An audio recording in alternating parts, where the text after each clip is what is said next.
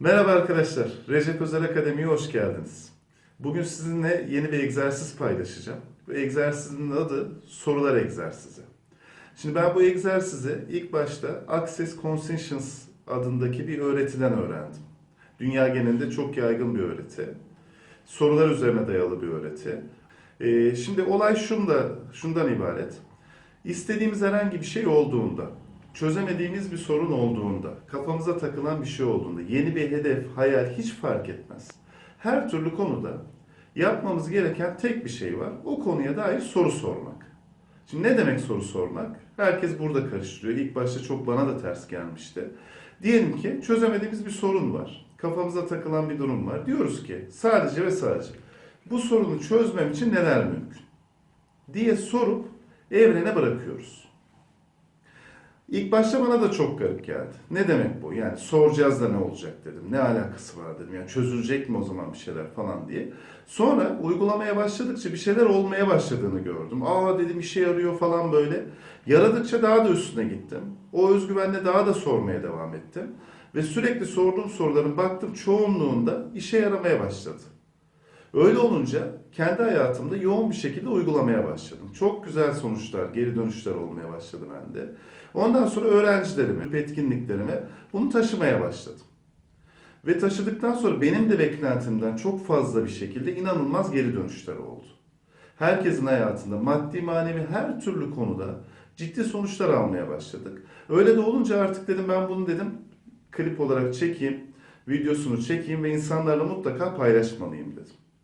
Zaten ben bu egzersizi anlattıktan sonra videonun sonunda da gelişmeler yaşadığımız öğrenciler bunların da paylaşımlarını videonun sonunda görebileceksiniz. Şimdi mantık şu arkadaşlar. Her türlü konuda sadece soru sorup bırakıyoruz.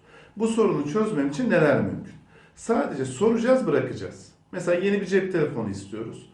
Yeni cep telefonum olabilmesi için neler mümkün? Bu kadar. Sorup bırakıyoruz. Öğrencilere özellikle şunun için yaptırdım ilk başta. Çözemedikleri bir soru olduğunda bu soruyu çözmem için neler mümkün diye sorup bırakıyorlar. Soruyla tekrar uğraşıyorlar. Birçoğu ikinciye uğraştığında çözebildi sorular gibi. İlişkinizde bir problem var. İlişkimin düzelmesi için neler mümkün? Ailenizle aranız kötü, ailemle aranın düzelmesi için neler mümkün? Yeni bir ilişki yaratmak istiyorsunuz. Yeni bir ilişkim olması için neler mümkün? Sadece soracağız, bırakacağız. Şimdi şartlar şunlar. Bir, sadece soruda kalmanız gerekiyor. Sorun, bırakın. Zihninize cevap gelecek. Bu cevapları duymayacaksınız arkadaşlar.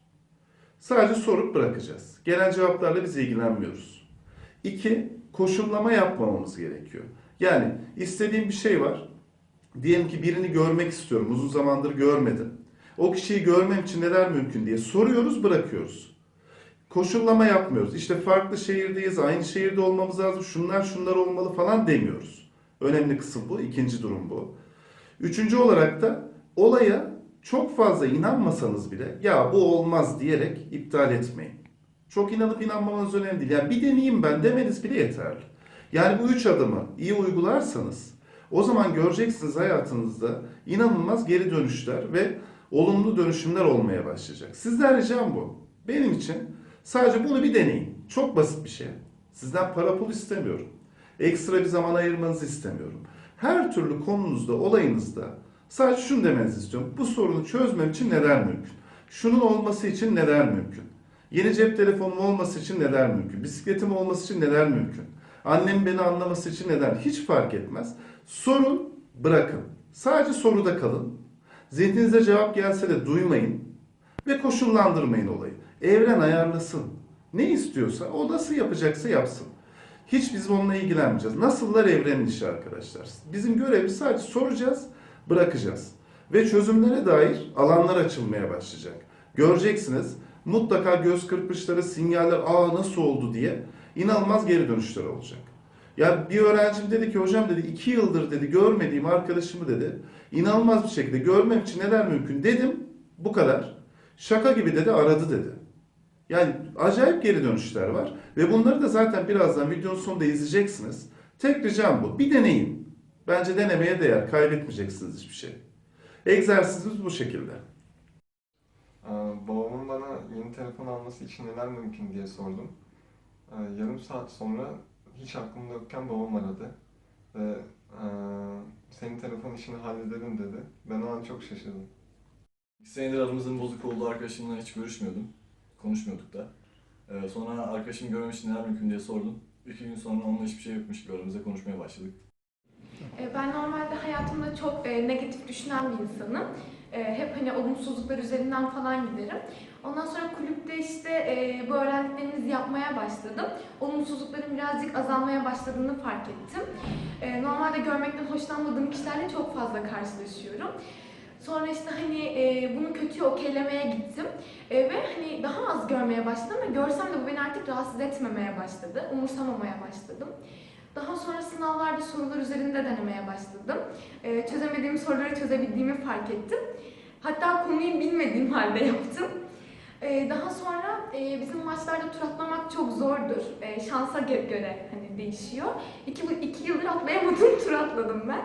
Sonra hani bunu her alanda denemeye başladım. Gerçekten işe yarıyor. Kendimde olumlu düşündüğümü fark ettim. Daha rahat sınava hazırlandığımı fark ettim. Ve devam ediyor.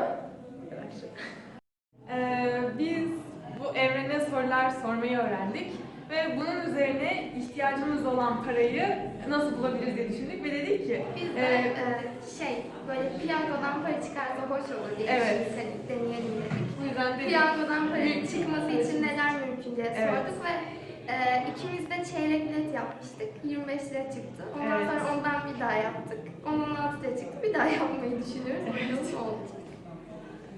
Ben bu soruları kendime sormaya başladığım zaman inanç sistemlerinde değişim oldu. Yaşadığım olaylar pozitif olarak etkilendi. Mesela gitar çalıyorum ben. Bu soruyu kendime sorduğumda zor bir parça vardı. Bunu çalabilmem için neler mümkün diye.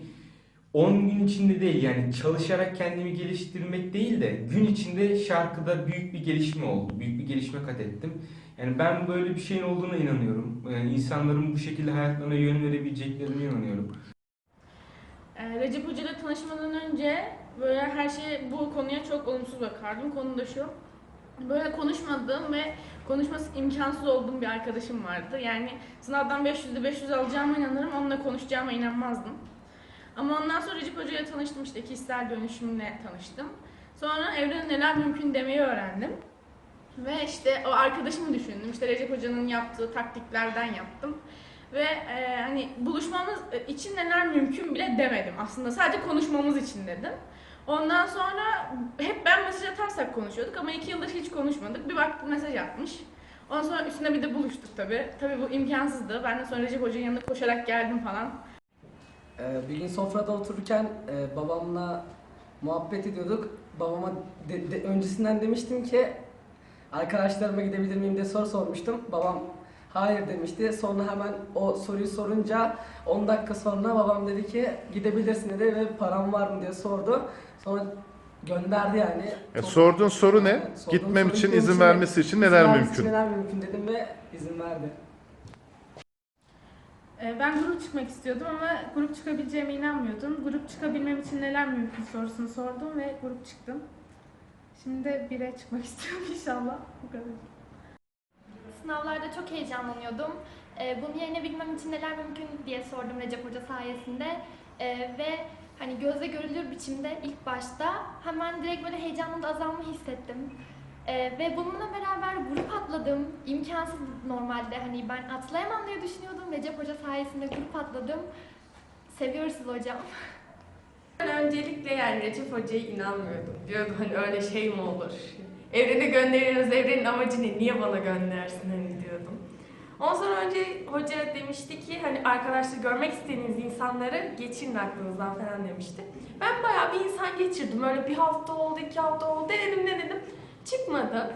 Neyse ondan sonra ben bir kere daha denedim. Her şey yavaş yavaş gelişti. Hoca istediğinizi yazabilirsiniz dedi. İşte ne, tablet mi istiyorsunuz, telefon mu istiyorsunuz, her istediğinizi yazın. Ben her şeyi yazmıştım. Hani olmasa da olur diyordum ama yazmıştım işte tablet, bilgisayar, saat falan. Şu an bir saatim var.